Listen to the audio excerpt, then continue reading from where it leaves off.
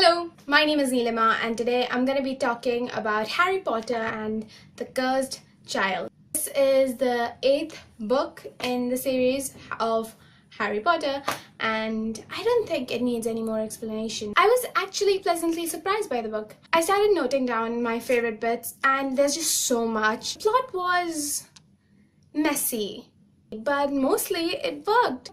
Except for a certain bit with a certain Hufflepuff. I did have my problems with its sexism and LGBT rep and the previously mentioned Hufflepuff, but overall I liked it. I thought it was a beautiful mess. I missed all the spoilers until the book actually got released and then I was just bombarded with it, and I would definitely say it would have been a better experience if I didn't know any of them. So if you haven't read the books yet, I would urge you to just stop over here, go read the book, and then come back and we can have a chat. So I need to emphasize that I did like the book, the play, whatever. I just have a lot of criticism for it. Felt like I was reading a fan fiction, but I liked it. When you use time travel, you have laws, you have fixed rules, and it doesn't change even if your mode of travel changes.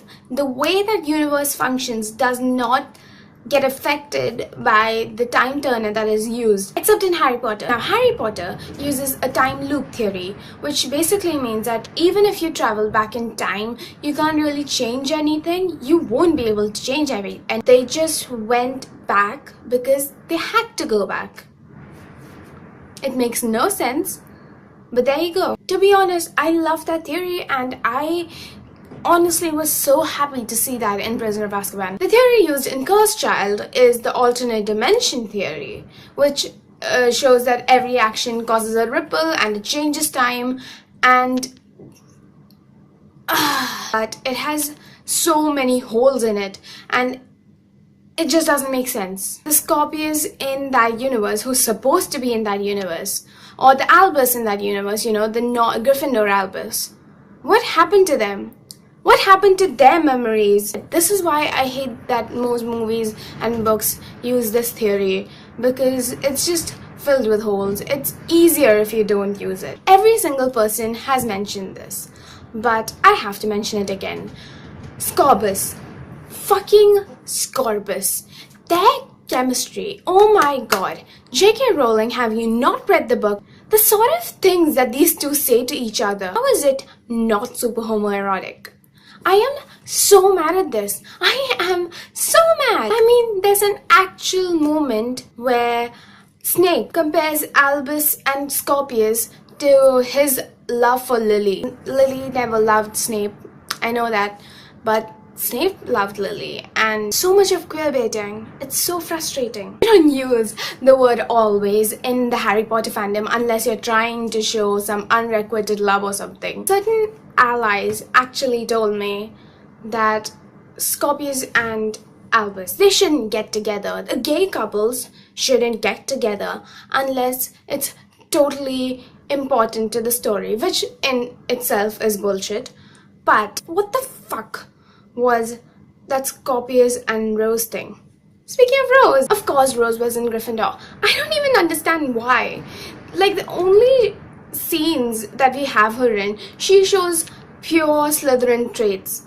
Cunning, ambitious, wants the friends that'll help her along the way. My idea of Rose was completely different before this, but I always thought that Lily would be in Hufflepuff and Rose would be in Ravenclaw, and none of that is true because every single thing in this book revolves around the angst fest that is Albus Severus Potter. And don't get me wrong, I actually really like Albus Severus Potter. It's just, why could they not have been in other houses?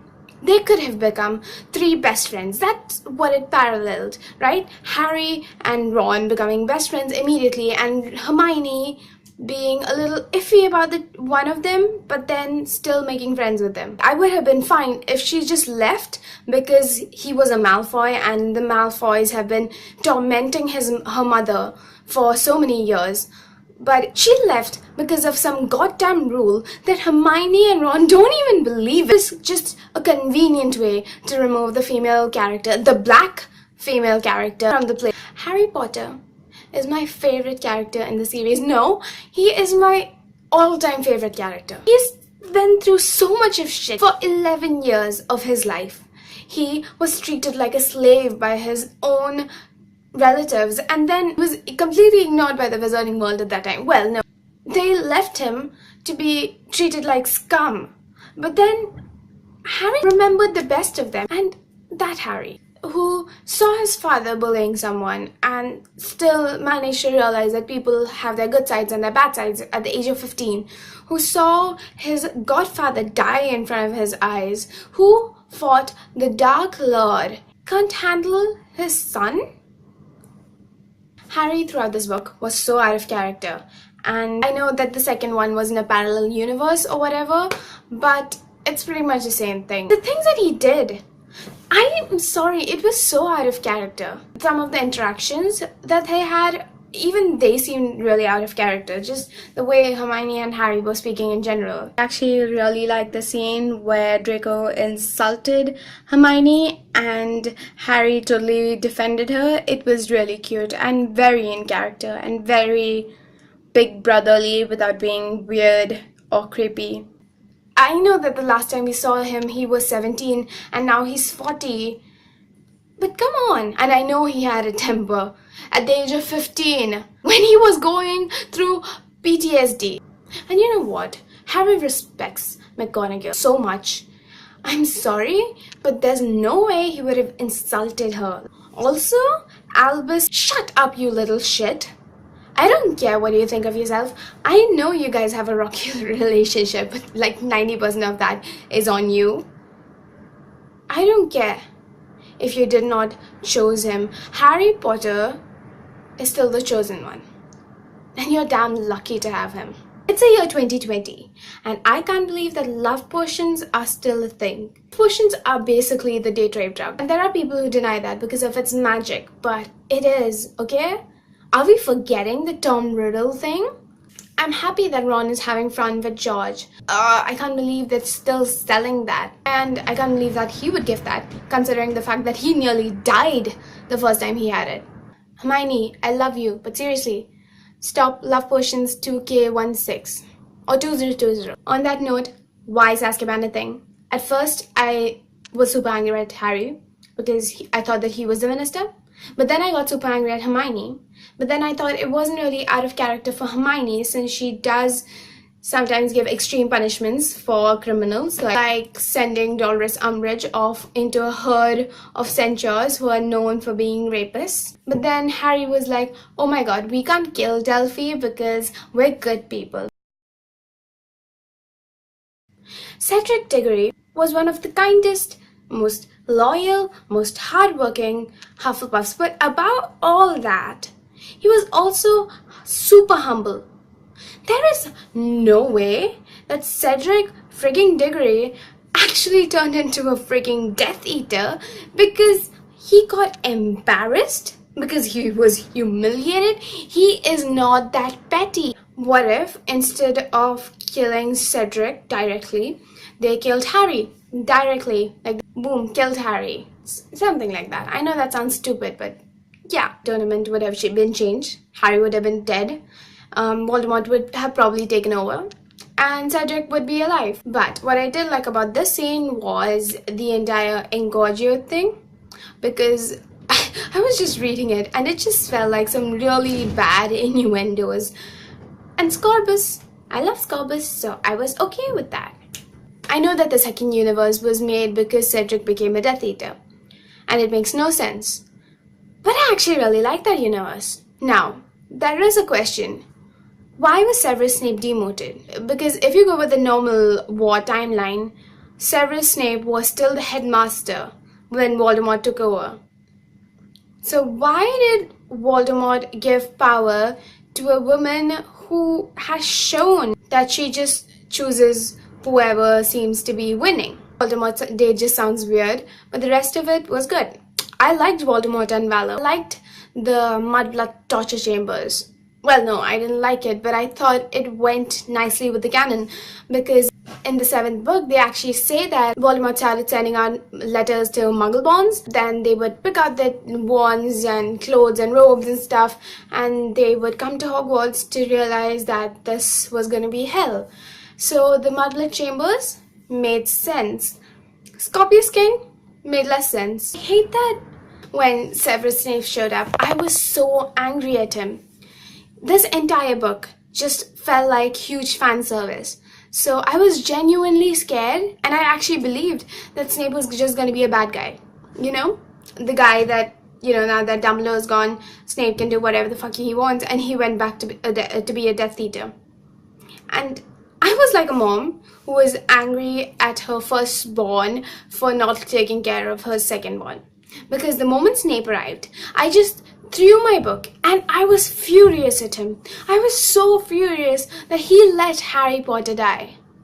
That you had one job, Snape. The scene started playing out and I actually really liked it. Snape talking about how at first it was for Lily, but now it has changed into something that he actually believes in. That made me very happy, because that's actually something that I thought I saw a bit of in the Deathly Hallows. Snape in Deathly Hallows versus Snape in Half-Blood Prince, it's very different. And it's not just because we're seeing a different point of view. He seems sadder. He seems like he's more broken. Like he knows that he was wrong. Now, I got that vibe. I don't know if anyone else did. We thought that it was because Dumbledore died. And not because Dumbledore dying broke him, but, well, it did break him, but I thought it was also because Dumbledore had put him inside this bubble. In this abusive bubble from which he couldn't come out. He didn't mature. Seeing Snape grow and mature from the boy we left him in, it was amazing. He was still sarcastic, which I like. He was also a good man. That's the thing. Snape in this timeline, he's not the same person as before. He was no longer some ambiguous figure. He was a good man. And I'm really glad that we got that. All it takes is one person. I couldn't save Harry for Lily, so now I give my allegiance to the cause she believed in. And it's possible that along the way I started believing in it myself. The world changes and we change with it. I am better off in this world, but the world is not better. And I don't want that. Until he sacrificed himself. Again. I also really liked Hermione in this world. I didn't like them much in the previous world, with Ron somehow marrying Padma Patil. Panju Weasley? What? Hermione turning into the Snape, which is impossible and would never happen. Are you telling me that the only reason why Hermione turned into the minister was because of Ron? But over here, in the second one, it wasn't degrading. Hermione was fighting for the cause that she believed in, even though she didn't have Ron with her. Well, she was the #1 most wanted criminal. Ron was a less wanted criminal, obviously. So that sort of makes me mad.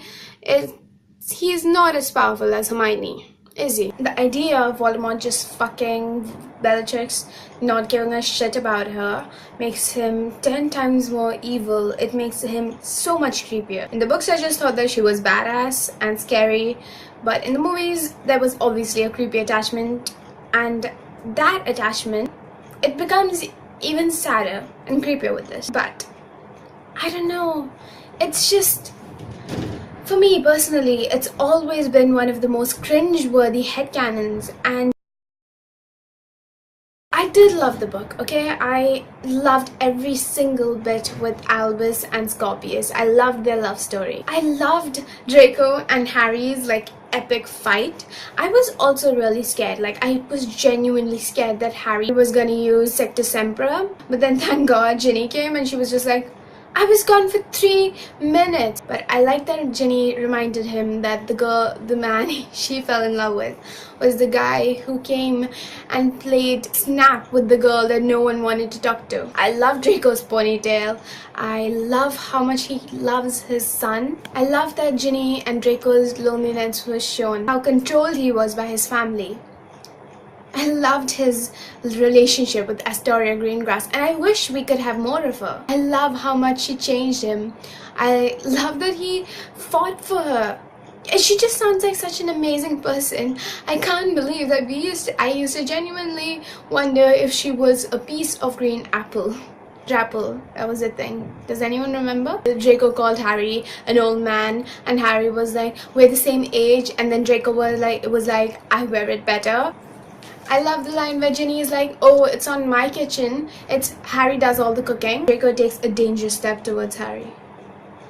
If anything happens to Scorpius.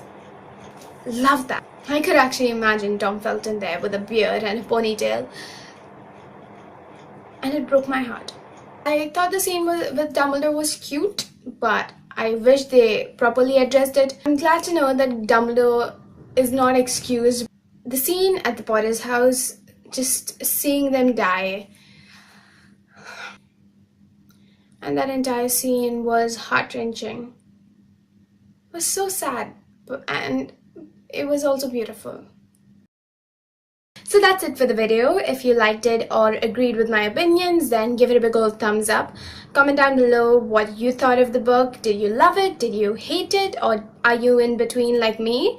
And also, that was my first book talk video, and if you want to see more of my book talks, hit that subscribe button because I will make a new video every week. So, that's it, and cut.